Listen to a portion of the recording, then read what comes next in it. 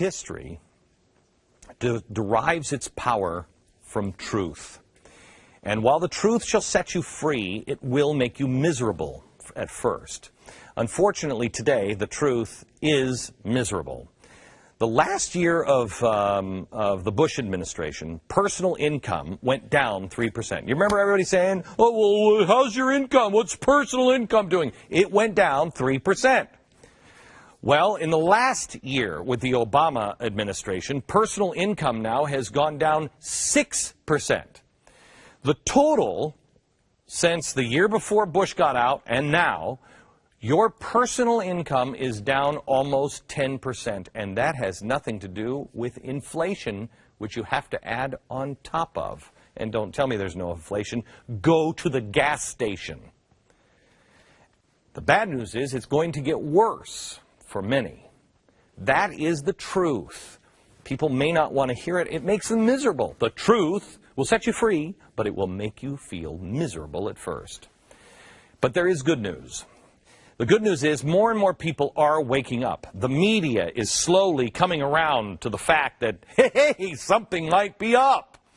The Daily Mail, which is a newspaper out of, or online newspaper out of London, published an amazing article written by a prominent historian titled "The Specter of 1932, How the Loss of Faith in Politicians and Democracy Could Make 2012 the Most Frightening Year in Living Memory." That's the longest damn headline I've ever read. But I read the article over vacation, and it's phenomenal. It's everything that we've talked about for the last 5, 7, 10 years. The article outlines that the globe is now on the precipice of slipping out of the warm embrace of freedom into the hardened fists of tyranny. And it is steadily being pushed along by, get this one, a perfect storm of global events. Wow, where have you heard that one before? But now it's coming from a geeky historian, yeah, and a geeky historian with a British accent. British accent. So now, maybe, we should take it seriously. Pip, pip, and all rush, yeah. He says that 2012 could be the most frightening year in history. That's quite a statement. Remember the Huns? That was pretty scary. Why would 2012 be the most frightening in history? Well, he outlines it. He says, first, a suffering economy, teetering on a Great Recession or Great Depression. He says the instability and rise of Islamic fundamentalism? What? The Muslim Brotherhood in the Middle East? What? Yeah, that's all happening via the Arab Spring.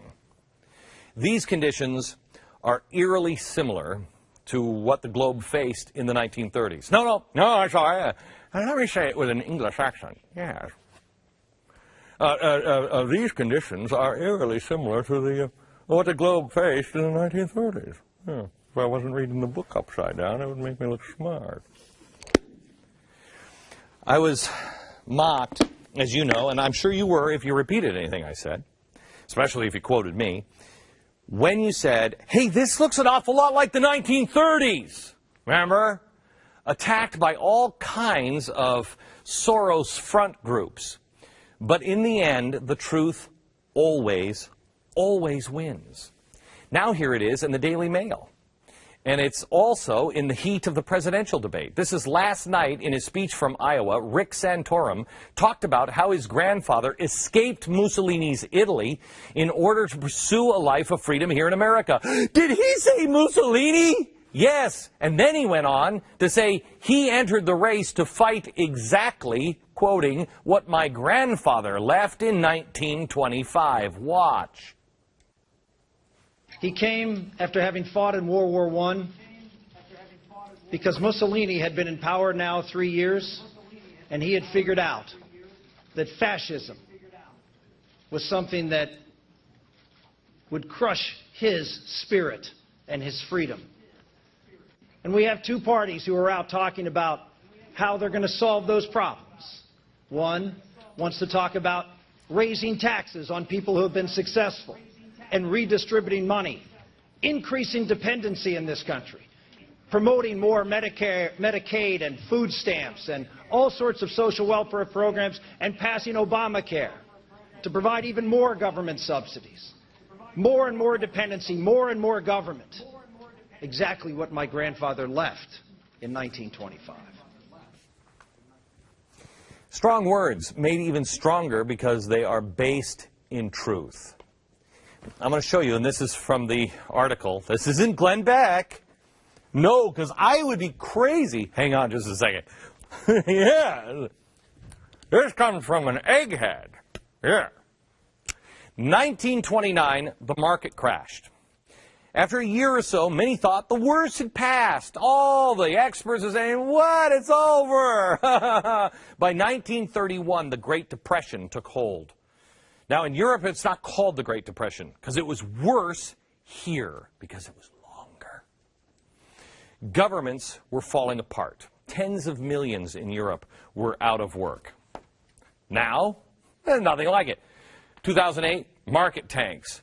But don't worry, the worst is behind us. Yeah. Experts are saying it's over. Many still say that, even though, no, it's not. Check your bank account. Millions are out of work all over the world. Governments have collapsed or are near collapse. Then, in summer of 1931, there were the banking panics. They swept Europe, intense pressure to cut spending and benefits. Politicians failed to make significant spending cuts. Remember, 1931, banks and pressure to cut spending, and the politicians are like, we can't do that. Does that sound familiar at all?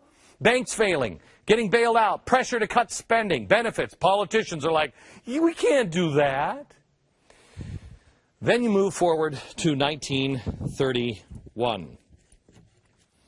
In 1931 and 1932, you have the feeling over in Europe that they've been betrayed by the politicians. Nobody trusted any of the politicians. And so everybody wanted to make big changes. You can't vote for those guys, right? Because they betrayed us. Massive protests hit Britain. Bloody clashes hit with the police.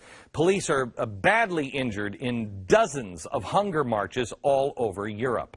Now, what? These aren't like at all. No, the violent protests have spread across the U.S. and all over the world. From people feeling betrayed by the politicians? What? It's obvious. In Britain, they just chanted off with their heads and attacked Prince Charles in his car. Remember? In Greece, they bloodied up the finance minister. They killed people in banks. In 1932, left-wing intellectuals pined for Stalin. That's the way to do it, like Stalin is doing it. You don't believe me?